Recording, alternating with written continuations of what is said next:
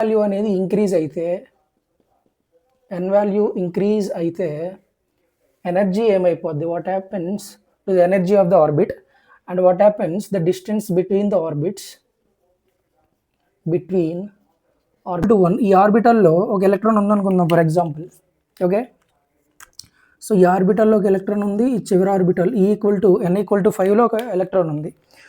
So first ఆర్బిట్లో ఉన్న ఎలక్ట్రాన్ని ఈ nucleus అనేది అట్రాక్ట్ చేస్తుంది అనమాట. అట్రాక్ట్ చేసుకుని ఈ ఆర్బిట్లో ఉన్న ఎనర్జీని ఇది అబ్జర్వ్ చేసుకుంటుంది. సో ఫస్ట్ ఆర్బిట్కి ఎనర్జీ అనేది చాలా తక్కువ ఉంటుంది. ఓకే, సో ఇక్కడ కూడా ఒక ఎలక్ట్రాన్ ఉంది, 5లో ఒక ఎలక్ట్రాన్ ఉంది.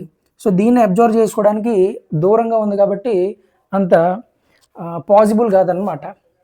సో ఇక్కడ ఉన్న అవుటర్ మోస్ట్ ఆర్బిట్లో ఉన్న ఎలక్ట్రాన్ని అబ్జర్వ్ చేసుకోవడానికి అంత ఈజీ కాదు.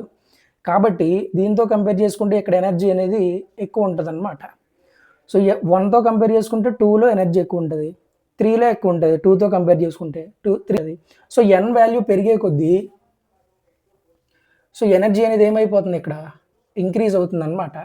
ఓకే, ఇది కాన్సెప్ట్.